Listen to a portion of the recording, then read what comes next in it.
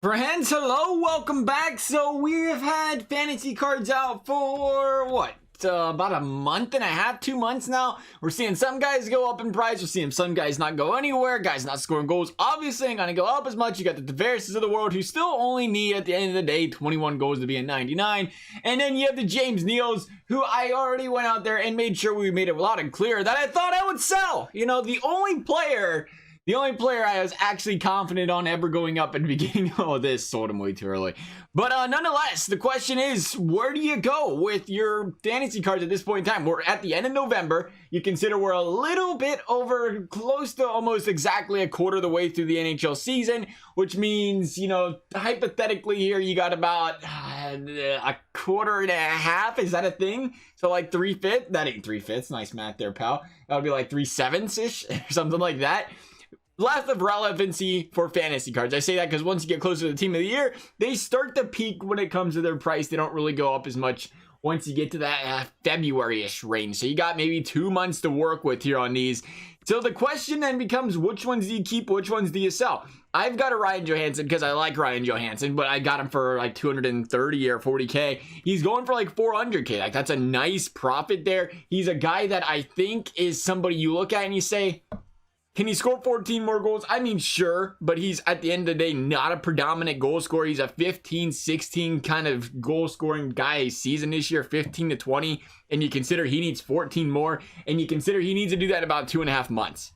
Because I think the best thing you can do right now when you look at some of these Evos and deciding on whether or not you should keep them or not is you look at the price of them, and then you consider who it is. I want to look at defense here before I bring it up, or before we switch screens here. But you talk about like the Keith Yandel, that's obviously a bad one. He's an 83. Ekman Larson, is he actually 400K still? 269. Yeah, he's about 269. You look at the Seth Joneses of the world. Now Letang, he's interesting. He's an 86 overall. But the Seth Joneses, the 379s of the world. Seth Jones, 318. You got to consider this about stuff like that. Him and Klingberg, especially when it comes to defense. They're 83s, they're 84s. You're asking for 15 goals to be a 99. You're asking for 10 goals to be a 93. And here's the thing, is 10 goals out of these guys possible? I can get 10 goals out of any defenseman the rest of the year. It is still possible, absolutely. But the problem we're coming across with now is, if you're thinking 10 goals from now and you're paying 300K for these 350, you got to go and look at these 90 overall, these 93 overalls already. Like the Roenick's, 90 overall, the guy's 200K. Now that's not a defenseman, so that's a little bit different. But there are defensemen at the same time. Chelios, 450 for a 90 overall. That's only going to go down from here. You consider there's going to be a 92 overall card out. This video is going to be out after these come out, I believe. But 92s are supposed to be out on Friday. This video is a little bit before that came out.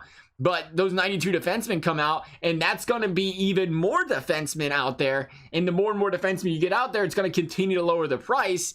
And when you consider, you know, if you can get a defenseman, Dahlin's another one, you know, 400K now. Where's that fantasy card? How much is a 90 overall going to be worth in 2 months? More than 2 months, probably. It's probably going to take more than 2 months for them to get 10 goals. Like I said, maybe end of season, end of year type of deal there. Then you consider you're talking a 92, a 93, 94 if you're lucky type overall by March. And when you look at it by March, is he worth 300K? Probably not. Let's be perfectly honest here. By the time you get to March, most cards when they're 92, 93s aren't worth that much. They'll be close to that 200-300K. But at the same time, it's not really gonna change that much. And again, I feel like it's a gamble. That is the thing with these defensemen. You look at the defensemen, and I'm saying, can they get 10 goals? Absolutely. But will they get 10 goals? You look at, you know, Seth Jones. I'm thinking about selling him just so he can start scoring for the Blue Jackets. But he's got 1 goal this year. He's got 1 goal in 2 months. He's on pace for 5. He's on pace for 5 or 6 goals on the season. Even if he does have a good month or two, maybe he scores 4 goals in a month. He still has 4 goals. He's still an 84 overall come February, and his card's just not going to be worth that much. Klingberg, you can go down the same road. Now he's 200K. He's a little bit more reasonable. 159K. He's a lot more reasonable, actually, being completely honest here. Keith Yandel, same story at that 83. Shea Weber's an interesting one though, because I do feel like that guy right there, I don't know what he goes for now, but I've always been interested in him because he's 6'4". He's a big guy. He's got a bomb and a half back there. The bigger guys, people love them in the first place. Not to mention he's got that bomb and a half back there. The Letangs of the world too, they're a little bit more interesting. But again, he's an 86. I think you look at guys like Letang and Shea Weber, and you can kind of come up with the argument and say, These type of guys, they might have a little bit more room to buy them and make coins. I think for a lot of the fantasy cards, I would probably put it as they're priced in for their overalls. Like people are projecting a Klingberg 93, maybe 180, 200K. That's a fair price for him, right? But when it comes to buying Evo or fantasy cards, Evos, when it comes to buying fantasy cards at this time of the year when they're this low overall, you're likely buying them as an investment to make coins down the road. And pending they go out there and rip off, a hat trick or 3 goals in a week or 2 weeks, they're going to be an 84, 85 going into December, going into January, maybe an 86.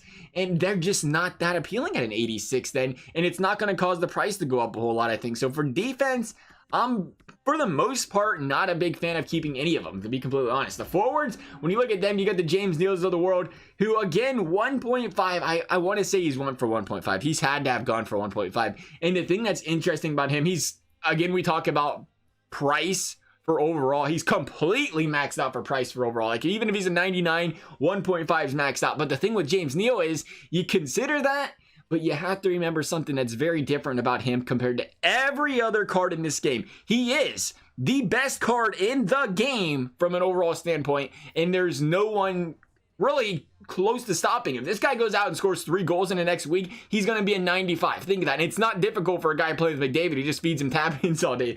McDavid and Draisaitl. You give him a 95, he's got the highest overall in the game by a mile, possibly for another 2 months. That's a big deal.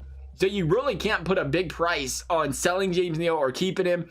At this point in time, I can see him going either way. Capo Caco at the 84. Again, he's a guy you got to look at. You just got to look at production. I'm not going to go out here and act like I know how many goals every single one of these guys have so far this year. I brought up the Johansson reference because I do know how Johansson plays on the ice. He's down to 325 now, it looks like. But he's one of those guys where you consider he's not got a lot of wiggle room to go higher. I think he's right around his happy place. When I bought him, though, Johansson, ex-Blue Jacket, big fan. That's why I picked him up. But there is guys, maybe the Blake Wheelers who are a little bit different. Blake Wheeler does have the potential to score 17 goals. Again, I might have to sell him because he's a player that I bought and they don't score goals around. But he's 6'5". He's a tank. We talked about him. You can get him for 350K. There is still some room for growth out of a guy like Blake Wheeler because he's 350. If he reels off, he's got the ability playing on Winnipeg to reel off 4 or 5 goals. Continuing on here, that is one of the fewer guys that you could kind of see the argument for purchasing. Taylor Hall, I didn't like Taylor Hall at the beginning of the year. I still don't like him now. 500K playing on that Devils team. The thing is with Taylor Hall, you would think he'd play better because he's on a contract here. He don't want to be here. He wants to be paid. You think he'd be playing better than this. I know it's on the Devils and everything, but he carried a Devils team. Let's be completely honest here. He carried a Devils offense that was actually worse talent-wise than it is this year and won the Hart that year. So you gotta be able to consider that with Taylor Hall. Lindbaum is another great one. He's up to an 87. Wow, I remember when I sold him for like 300K one time. That's what it was. I sold it. I only sold him though because I made a trade for a player. But overall, I haven't really been since the beginning of the year a big fan of the fantasy cards. But a big thing that the combination of Evos like last year, Rantanen, Pasternak, and Kuznetsov, there was names that people really love. There was players people love. It makes a big difference when you have guys that are popular players in the league that make them more valuable because more people want them as opposed to a guy like Milan Lucic or maybe Eric Stahl. Even if you were to get a 97, 98, like how many people want that card? That's the thing here you have to consider. But right now, what I would say is if you're on the fence of what you do with your cards, look at the price. Are you happy with, 149K? I can see you making an argument. What if Barbashev drops 20 goals this season? All right, good for you. 149. I mean, he's probably not going to, let's be honest. But if you were to, that's not a bad price. But you should be looking at, the price of these guys. You're considering Eric Stahl, 300K. Again, we bring up Roenick. Roenick is 200K as a 90 overall. Even at 8 goals, Eric Stahl's got a 200K value to him. You got to consider that, being that we are later into the year. Take a look at the master set items. That is exactly what I do. I'd compare the master set and then look at those players. A lot of us, it's easy to read stats. Just check out the recent years and games played, their average goals per year, and kind of calculate where you think they would be by February. Consider that, more than two-thirds of the way through the season, maybe 65 games maybe 60, 65 games through the season. So if a guy's a 30 goal scorer, he might have 22 by then. Kind of, that would be the number you're looking at. Where is he going to be when he has 22 goals type of deal? In his case, if he scores 20, where is he going to be when he has 16? If he's, look at that, consider that overall, and then compare it to the master set player items right now and think if that price is cheaper, or, you know, his fantasy card, I should say, if his fantasy card's going for like 400K and that master set, you know, is going for 300K, 350, you have to keep that in mind. Just keep it in mind. If you're projecting these guys to be a 91, 92, 93, and they're going for a pretty hefty penny, I would probably let them go. Now, if there's guys that you think can hit the 99, then that is, you know, I call it kind of like a free ride. Just ride it out. The reason I've kept a Blake Wheeler all this time is because I feel like he can hit 99, and more importantly, I think that card's going to be disgusting. I mean, he might not be usable for a while. He might be a guy come February that still might only be a 94. But if he is a 94, he still needs 5 goals, and he's still a tank, and a player I'd love to have on my team. So that's kind of where I am with the fantasy cards. Look at players that you might want to have on your team come endgame. I think there's a very small amount of players that can still progress from a price perspective, because we're getting to that point where, you know, the price kind of gets baked into the players. There are a few players out there left.